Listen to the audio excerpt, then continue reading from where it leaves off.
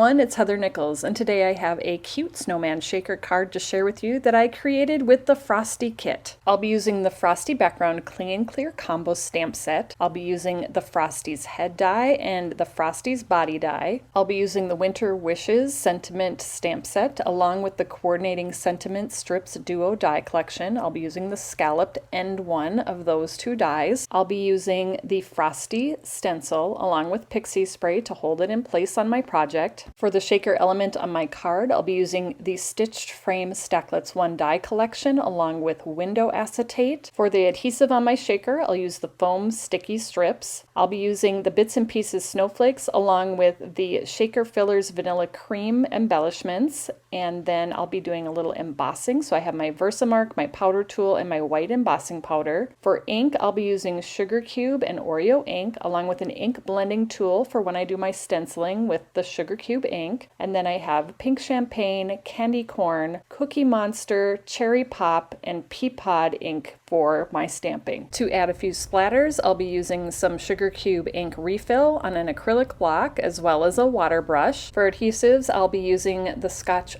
tape runner as well as some foam squares. I'm starting out by stamping the Frosty background stamp. I'll be setting this up in my MISTI. I'll be stamping this with Oreo ink and I'll also be stamping it in Sugar Cube ink. Once I get the stamp where I want it in my MISTI, I'll close the lid to pick up the stamp on the lid of the MISTI, and then I'm going to ink up the stamp with Oreo ink and stamp it onto the grid paper underneath so it can help me line up on my cardstock where it's going to stamp. I'll add a little bit of adhesive to my grid paper and that will hold my cardstock in place while I stamp. I'm using Sugar Cube cardstock to stamp with the Oreo ink, so I'll place that into the MISTI, ink up my stamp with the Oreo ink, and then close the lid to stamp it onto the cardstock. I'm using the Stamper Spritz and the microfiber cloth to clean off my stamp so that I can ink it up with Sugar Cube ink next. I'll be stamping onto Toffee cardstock this time, so I'll get that set up in my MISTI, ink up my stamp with the Sugar Cube ink, and then close the lid of the MISTI to stamp onto the cardstock.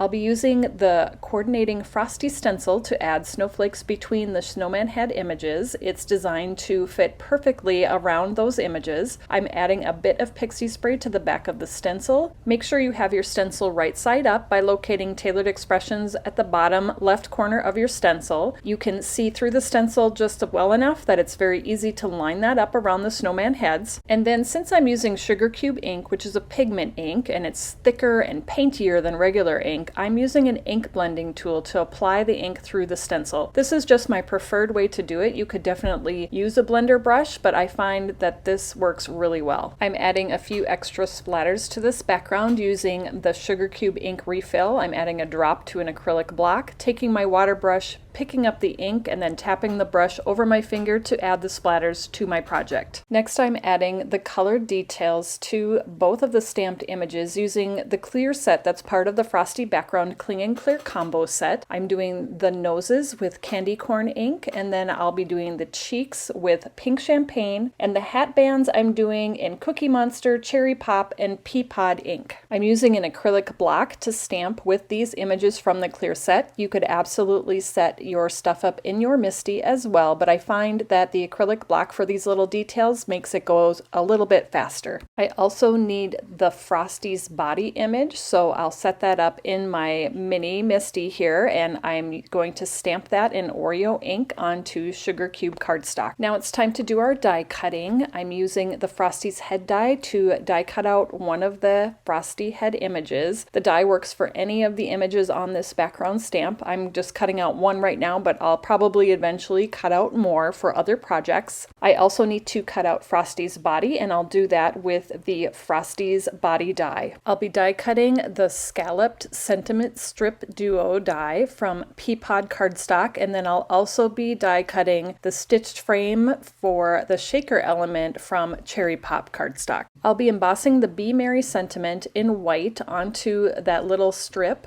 of Peapod cardstock, and so I'm setting this up in a template in my MISTI. So I'll line the sentiment stamp onto the little strip. It's been conditioned with the powder tool to eliminate static. I'm adding the sentiment kind of at one end of the strip because I'm going to trim it to be tucked behind the snowman. So I'll stamp that in VersaMark ink and then I will emboss that in white. I'm ready to put the elements of this card together, and so I'm adding some adhesive to the back of the Cherry Pop cardstock frame. I will attach the frame to a piece of window acetate that is cut to match the size of the frame. Next, I'll attach the foam sticky strips to the back side of the frame. I'll make sure that it goes all the way around that frame with no gaps. These foam sticky strips make creating shaker cards so quick and easy, and I'm going to show you how right now. I want the shaker element to fall in the middle of my card, so what I'm going to do is make a pile of my shaker filler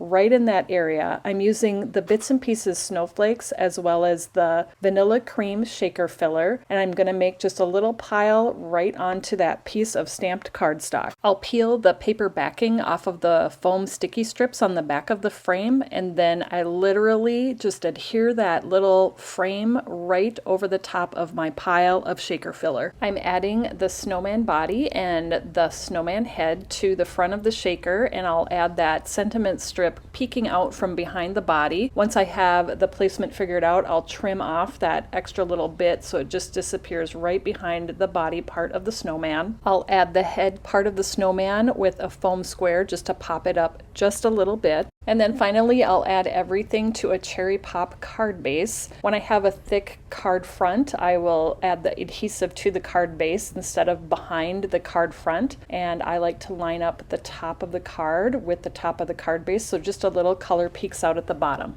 I hope you enjoyed learning how to create this cute snowman shaker card using the Frosty Kit and that you learned something new. You can find the supplies to create this project in the Tailored Expressions web store at tailoredexpressions.com. Thanks so much for joining me, everybody, and I'll see you next time.